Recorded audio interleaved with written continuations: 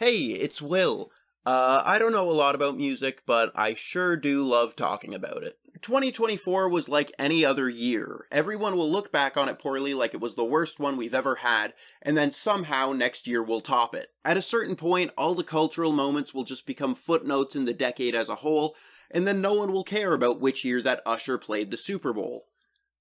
Why did Usher play the Super Bowl? But where 2024 stands out is in the music that came out of it. New projects from new and established artists, lots of shifts in the culture, and of course, plenty of albums. This past year, I had significantly more first-time listens than I did the year prior. 2.96 times what I did the year prior. I did the math. This is my ranking of what I listened to in 2024. Disagree? I'm just joking, man. I like what you like. And with that increase of albums I heard, comes me listening to more current year releases, something I hadn't done a whole lot in the past. These have been my favorite albums of each of the last 5 years, and today I'm looking to add another to that list. I listened to 24 new records in 2024, while watching 24. There's an honorable mention, so it's more like 23. And admittedly, I have more to say about some of these than others. I also put off making this video for a while, so if my review of your favorite album is just, this was fine, don't take it personally, I was rushed. Another quick discrepancy, I recorded these in a totally random order, so the style of editing and the length of my hair are gonna vary from segment to segment. With a year as loaded as this one, there's no way I was going to hear everything. So if you'll join me, I'd like to take a moment of silence for the records that rotted in my Spotify library.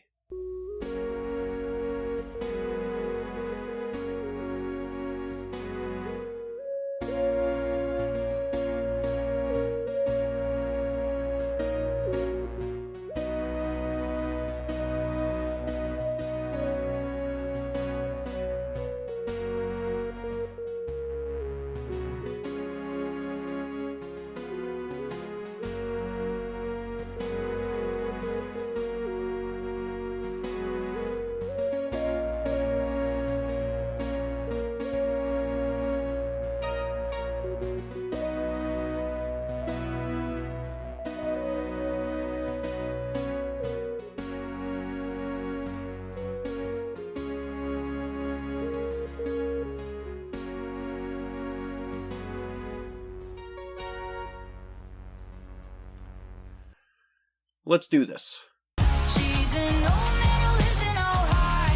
It's laughably bad. Not even worth the listen. The writing is so... That was a haiku I wrote. This album feels like it's trying to be every other Gen Z girl boss singer, and somehow fails at every attempt. It's almost impressive. The tone of this is so inconsistent in how it separates every song with an unfunny interlude. On one track, she's being so quirky, talking about how much she loves Adam Sandler.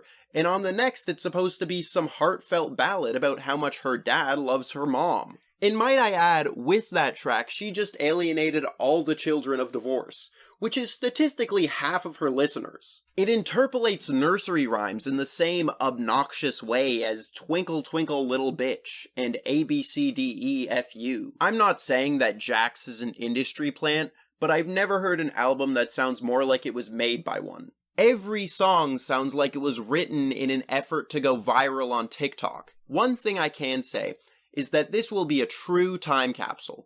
There's so much slang on this thing, like NPC and neurospicy, that I'm surprised it didn't turn into one of those brain rot song parodies. Space Sigma, Shake Grimace, $19 Fortnite, Carpet a Griffin. Like, hun, need we be writing songs called The New Girl is a Snake in 2024? There's one thing worse than a bad album, and that's a cringe one. At the park where we used to sit on children. For like half the year, I was expecting this to be dead last, so congrats, Taylor. Not that you need it. I don't know if you noticed when I was showing my favorite albums of the last few years, but Folklore was my pick for 2020. That album is awesome.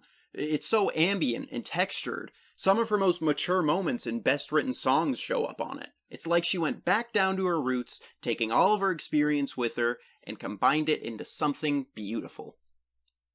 Where did she fuck up? Well, she released Evermore later the same year, and it was a great follow-up. It felt like the next logical step. 2022 came around, and she dropped Midnights. This album is the polar opposite of the last two, and also bad. I could forgive it though, because even though it was a bad pop record, it was still a pop record. I don't even know what this shit's trying to be. Let the record show, I only listened to the original version. The taste it left in my mouth was too sour for me to sit through another 57 minutes of the anthology? Of course, most people would call it a deluxe edition, but sure, let's throw on Dawn of the Planet of the Tortured Poets Department 2, Here We Go Again, the Antonov Cut, and Knuckles. People have dogged on her enough for this, so I'll try and keep it brief. The lyrics are a nothing burger, hold the burger. The Grand Theft Auto line, the Asylum line, the 1830s line, it's very poorly written, which is ironic for an album where Taylor Swift refers to herself as a poet. But at the end of the day, she knows her audience. She could put out an album made entirely by AI, and she'd still win 12 Grammys for her bravery. I know that she's talented, and I know that she can do good stuff. But that's why her fall-off has been so tragic. I guess it's for me. I'm disappointed, and not just because I couldn't find a cowboy hat. Post Malone had tossed around the idea of making a country album for a couple years now. An idea that, despite my history with the genre, which I will get into later, made so much sense to me. I'm not calling him that. Austin has slowly shown us over the past 8 years that he has the voice and the writing chops that were handcrafted for country music, so I was pretty excited to see what he would bring to the table. I was not expecting a potluck. This album has 18 songs, and only 3 of them are done solo. You're Post Malone, not DJ Khaled. Luckily, I found that aforementioned singing and songwriting to be pretty decent, but I didn't want to hear a country album. I wanted to hear Post Malone's country album. You know, funnily enough, all my favorite tracks on the album are the ones that he does alone. And I know that his past albums weren't exactly solo. I mean, Beer Bongs and Bentleys is riddled with features, and that's an 8 out of 10 on a bad day. But at least he had the chance to prove himself there. All I'm saying is, I hope if he continues down this path, that he can learn to hold his own. Oh no, don't be sad, I'm the one. I find it funny that these two are both making music now. This is a boring album. You shouldn't see this. The new Green Day is kind of bad. I mean, it's not like they could get any worse, but they're my favorite band. I was hoping they'd pull through with something at least decent. Even after they made the trilogy, they still came back with Revolution Radio. They've been known to rise from the ashes before, like a beautiful phoenix. That's how we got American Idiot. But they've had to make a comeback so many times that now they're relighting the phoenix like it's half a cigarette you find in a parking lot when you're on hard times. I don't want to use any overdone slang to describe it, but I will say this. Man, it's not good. I watched a reaction stream for this album, and the chat kept saying that the song Coma City sounded like Cum City. I haven't given it a full re-listen since, because whenever I get to that point, I burst out laughing. Also, little side issue here, but I own every Green Day album on CD, and this one is not the standard CD size, so it's very off-putting. Look, it has its catchy moments, and can even be somber at times, but it's not a huge step up from their last. I do like Strange Days a lot, though. This is Letter Bomb.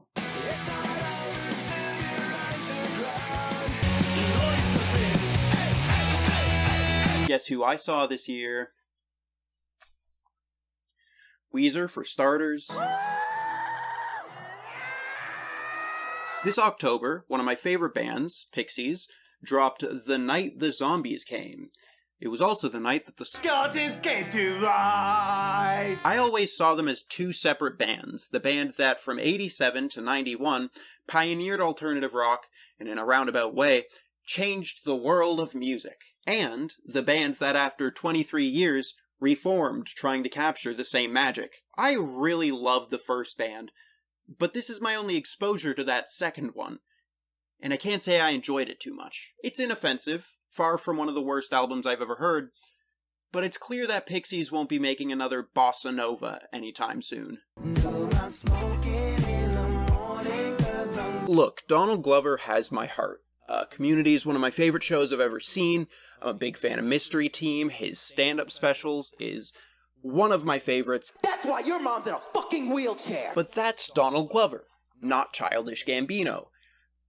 Obligatory joke about how they're different people. We are not the same person. But nothing ever really compelled me to his bigger projects, even Awaken My Love, and Because the Internet, with how big they are, I always just felt more drawn to his comedic stuff. I remember hearing that he was gonna hang up the Gambino moniker with one last album that would also act as a soundtrack to a movie he was making. It's been 5 months since the album, and the movie doesn't have a release date yet, so... But regardless, this album came out, and day of, I decided to put it on. Now, without having seen the movie, it's hard to see this function as an album. There are these interludes that are just clips from the movie, and now I just want to see it more. He also does a song with his kid, and cute, but it's not fun to listen to. Side tangent. Beat your ass and knock the Bible if God watching. You know the story, I don't have much to add. I'll keep it brief. Earlier this year, American rapper Kendrick Lamar was caught in a very public musical feud with Canadian pop artist Drake. The whole thing essentially went like, "Hey Kendrick, you're short. Hey Drake, aren't you a pedophile and a deadbeat dad? Hey, I'm not a deadbeat dad." It was unanimous that Kendrick Lamar won, and as a boy from the Greater Toronto area, I do have to be a little biased and say that I think Kendrick won. I'm not that biased. Drake, I like the city you're from,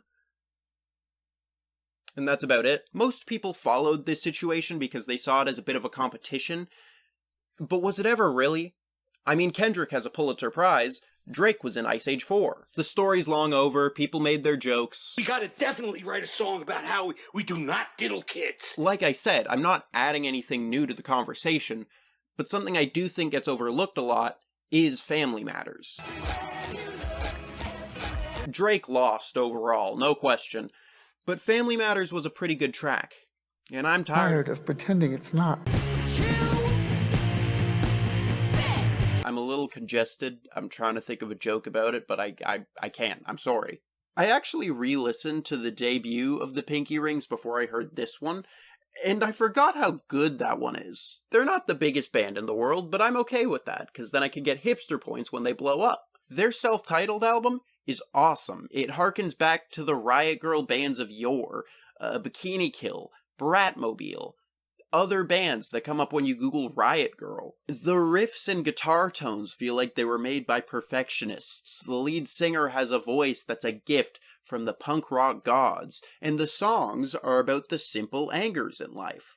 Phone calls from exes.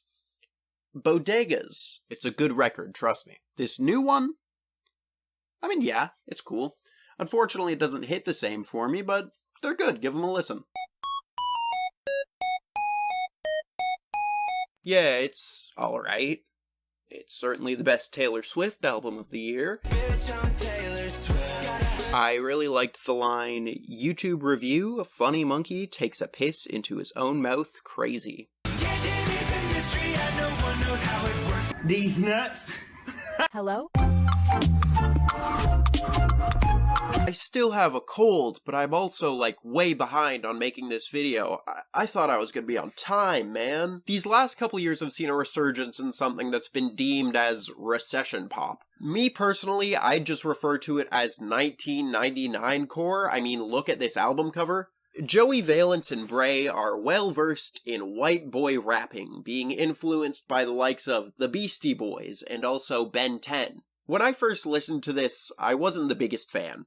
I could tell it was very inspired, but it didn't do much inspiring. It was a fun little time, but it certainly wasn't changing the world of rap. Having re-listened, however, they're not really trying to, and I respect that. I've given this, I think, 4 listens this year, and my thoughts never really changed. It's a good time, it doesn't take itself too seriously, but it also stands out because no one's really doing what they are. One line off of The Baddest says, "Actin' goofy, Comic Sans." And that pretty much sums it up. Please, please, please, don't bring Short and sweet is right. This album is only 36 minutes. I love short albums. I've made that very clear in the past. But that's not an instant 10. I can't remember. Do I even like this album? You don't. Ah, you're right. Thank you. This album had 2 singles to build up hype. It had Please, Please, Please, and it had Espresso. I love both of these songs. They sound like glitter and pina coladas. So, it's not unreasonable to assume the rest of the album would sound the same. It does not. For starters, Slim Pickens was very clearly country influenced, but not that it's done poorly, just out of place. In the same way that a bald eagle in a Wendy's is still a pretty bird. Also, maybe I'm growing up, but has pop music always been this overtly sexual? For example, on the song Juno, she says the line, "I'm so..." forget hurting. You know what I think is maybe a little underrated? Subtlety. They want to see if I have autism. You don't. I really like that clip. The record closes with the song Lie to Girls.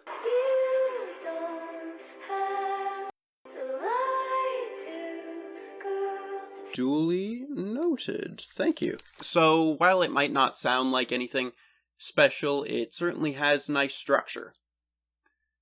I suppose you could compliment the carpentry. I thought that maybe the Joke of the Year award would be a little bigger. I might have a type of autism called Asperger's syndrome. You don't. Country music and I have a long history together. You see, my place of work is single-handedly keeping the lights on for our local country station, and it drives me bunko. Scientists need to study the long-term effects that Morgan Wallen has on the brain. For the last few years, I was convinced that this was a genre I'd just never be able to enjoy. Even the greats like Dolly Parton and Hank Williams had been tainted by this overproduced, pop-centric substitute where every song's impossible to tell from the last. It's either my girl left me because I drank too much whiskey, or I'm drinking too much whiskey because my girl left me. Something just felt so soulless and frankly lazy about all the country songs I was exposed to. And then I discovered Zach Bryan. I won't dwell on it long, but Zach Bryan takes a mellow approach to his music. He has a real softness in his voice that accents his writing very well. It's hard to feel anything for a country singer when all their songs sound like... But Bryan has a real appreciation for the genre and where it came from. It uses all your classic country instruments, acoustic guitars, mandolins, harmonicas, but in a way that's easy to digest and isn't going to give me an aneurysm. A coworker of mine said that Zach Bryan is to country music what Kendrick Lamar is to rap. Now, I'm aware they had vastly different 2024s, but the point still stands. They both have dense, poetic lyrics and a real appreciation for their respective genres. Zach Bryan is, bar none, my favorite country artist working today. I gave his self-titled album a listen earlier this year, and I was really impressed, so I knew I'd end up giving this a listen when it came out. The Great American Bar Scene didn't do too much different for me than his first record, but that's nowhere near a complaint because it's an objectively well-made album. I will give this one the edge though, because it does have a song with Bruce Springsteen. I am not, however, looking forward to his next single featuring the Hawk Tuah Girl. Is that dated yet? I wrote this in July.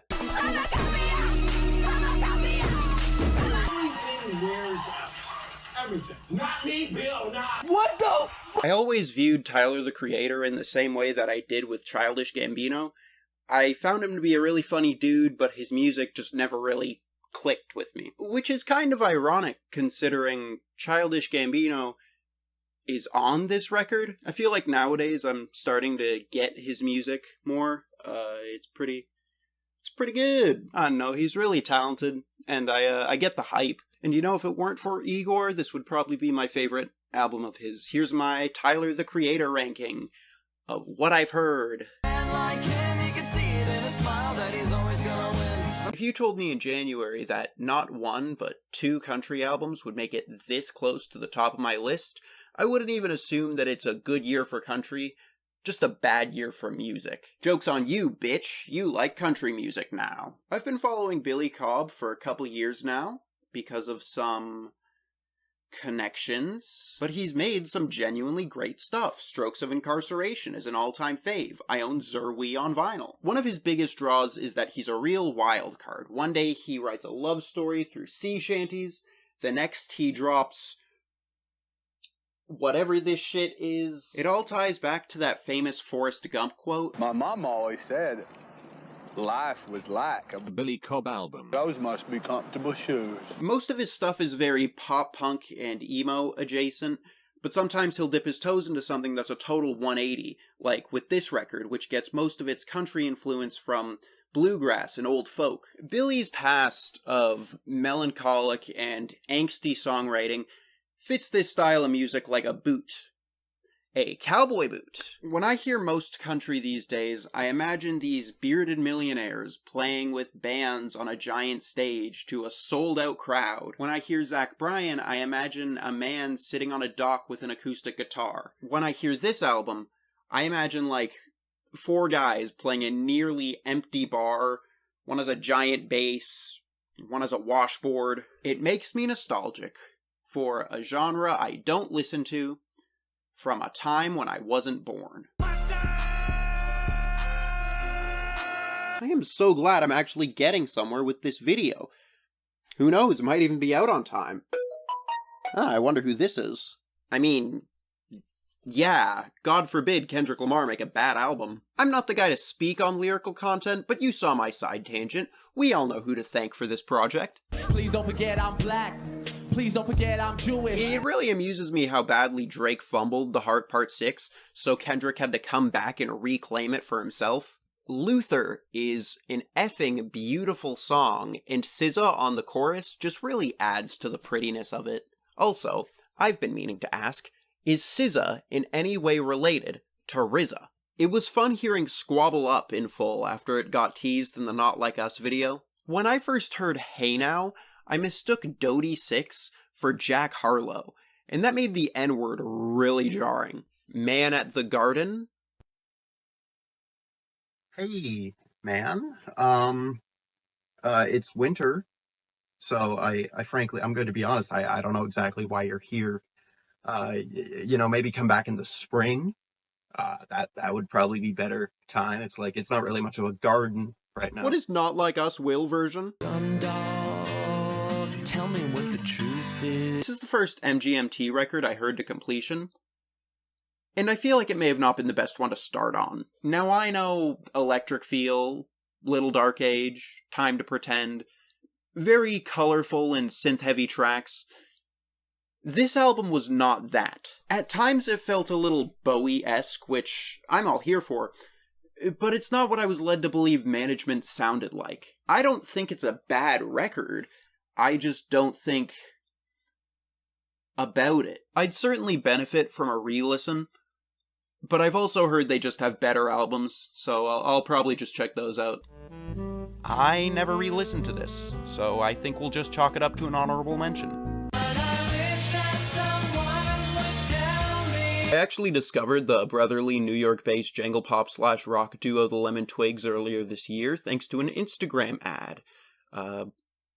Boy howdy. I love these little guys. They're like if the Naked Brothers band were adults in the 70s and made music that was about a decade behind the times. Also, Naked Brothers? What an awful name for a Nickelodeon show. Not only have they nearly perfected that Gen X era of music, but they've also made it so very good. It's one thing to play the harpsichord and dress like you're avoiding the draft, but you also have to make the music nice.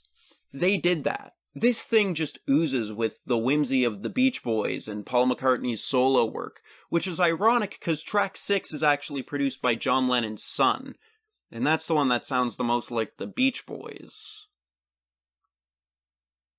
They're cross-pollinating. You know, I always try and focus on the music like a person who listens to music, but the Lemon Twigs have nailed every visual aesthetic they're going for. I pulled this sick prank on my mom where I told her we were listening to the Beach Boys. I hate the Beach Boys. Open up the door, can you open up the door? Consider this my thank you to Billie Eilish for the birthday gift. This came out on my birthday. So you just gonna bring me a album to my birthday party on my birthday with a album. Happy birthday. This is pretty solid.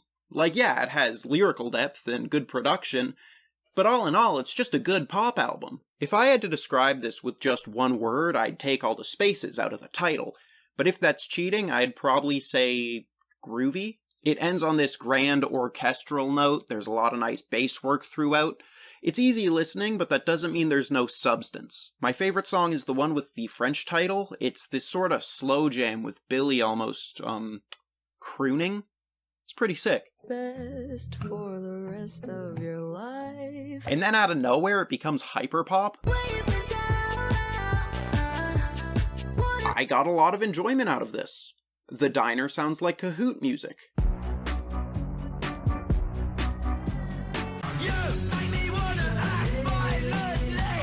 Shout out to Ryan for putting me onto this. This is one of my biggest highlights of the year. I'm probably biased. UK punk is one of the first genres that I really remember obsessing over, so this was like a Ratatouille moment for me.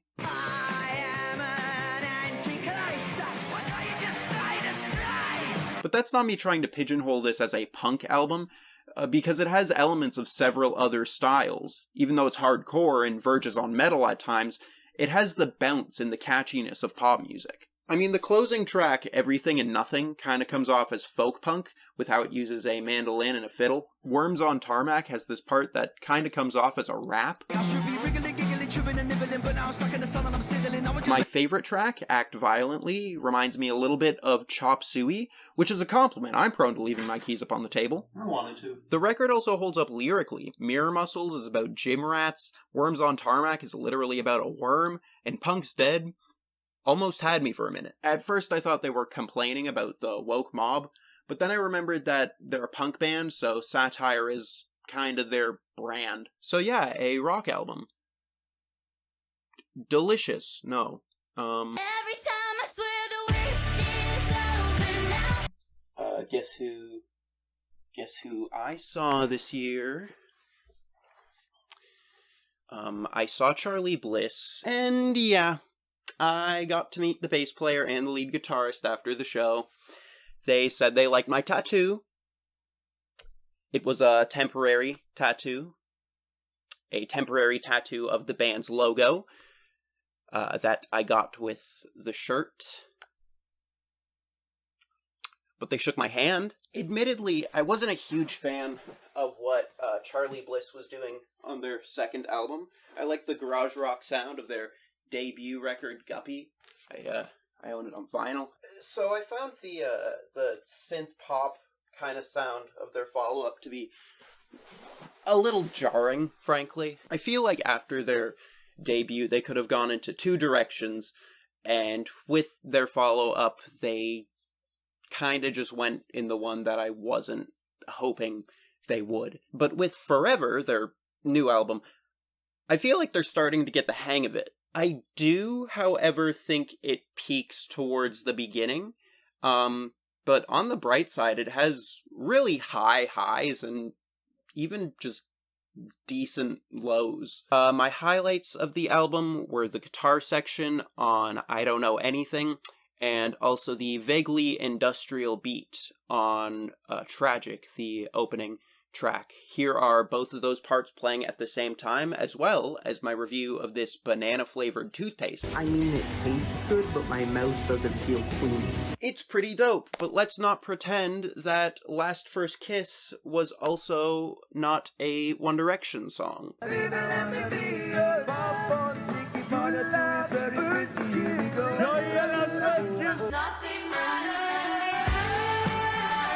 A good friend of mine recommended this to me in passing. Shout out Molly. This album absolutely fucks. The closest thing I can describe it as is Baroque rock, but even then it's so inspired that I have a hard time comparing it to anything else. I mean, the use of strings reminds me of OK Human. My brain goes straight to Weezer. I'm sorry. I like Caesar on a TV screen. It's everything that The Man by Taylor Swift wishes it was. My favorite track is Sinner, which also functions as half of a transitional song. I always jump up and down when I hear one of those. By the end of this, I was chomping at the bit to listen to their other stuff, only to find out that this was their debut. So it was back to the grieving process for old Will. Every year, there seems to be a new act that gets me really excited to see what they'll do next. Last year it was Chappell Roan, the year before that was Wet Leg, and now it's The Last Dinner Party. Speaking of which, I know that Chappell Rappell's album came out in 2023, but can we all be adults here? They say this one takes a while to grow on you. I'm no different. I like it. A while ago I went downtown with a couple friends, and we found ourselves in a record store where they were playing a handful of songs by an artist with a voice that I could recognize anywhere. I ended up yapping with one of the workers for about 10 minutes when he told me that this was the album by Jack White. The album is called No Name, so... And of course, my first thought was, oh, it must be exclusive to No Frills. I listened to it on the train ride home. It's really good. I really like it. I don't know why I was so surprised to find out that it sounded like a White Stripes album, as if he wasn't half of that band. This album is just a lot of fun, and I've been recommending it to everybody I know, and that includes you. You have to listen to it as well. I'm just living that life, bondage, classic. I really wish this was at the bottom of my list, so I could make a pun about bratwurst. Doofenshmirtz quality, brat. I genuinely think that in 20 years' time, Brat will be up there with Abbey Road, Nevermind, and T-Pab. It's more than just an album, it's a moment. Brat is a cultural reset. Now, I'm not going to pretend that Charlie XCX invented hyperpop. That credit obviously goes to Farrah Abraham. She got pregnant at 16. I think she's earned the residuals, Charlie. Somehow, this record became a chart topper, a meme, and a political campaign. It's this year's most talked about album, and for good reason. But are those reasons good enough? You see, Brat and I have a bit of a rocky relationship. Early June, I see the memes on Twitter, I hear about it from friends, I give it a listen, not a fan. No complaints, no shade, just wasn't for me. And then the world turned green. 9s and 10s across the board, nightclub stocks skyrocketing, Democrats. How could I not give this another listen? Then it clicked. People are talking about this because they like it. And yeah, I liked it a lot more on a second listen. I've never been much of a lyric guy, so I find them a little cryptic, but in a way that's more deep and personal rather than just bad nonsense. The songs are catchy, but in an unconventional way. It's on the very brink of being annoying without ever crossing that threshold, which honestly might be the most impressive thing that Brat does. A lot of reviews have praised this album for its messiness, and honestly, messy might just be the best way to describe it. When I hear these songs in my sweet little earbuds, it's like they don't make sense to my ears, but my brain eats that shit up. It's like you got the right answer by using the wrong math. It might sound like I'm dogging on this one, but I have no notes. It's fantastic, and when it wins Album of the Year at the Grammys, I will be sending it a card. Let's see how that one ages. So that's the list, and as I'm sure you've put together, the pick for Will's favorite album of 2024 is No Name by Jack White. Wait, what? I know. I put it as my runner-up, and then I went on this whole tangent about how I learned to stop worrying and love the Brat. But that's because I think Brat's the better album. But I didn't go on this whole mission to find the better album. I wanted to find the one I liked the most. Even looking at my past favorites, I think Igor's better than Power Chords, I think Songs by Adrian Lenker is just a tad better than Folklore, and I think Brat is better than No Name. But I also think it's important to separate the objective from the subjective, and Jack White and I had lots of subjective fun this year. No Name, welcome to the list. If I sign myself up for this next year, slap me. I'm gonna go take a nap. See you later. Same Will time, same Will channel.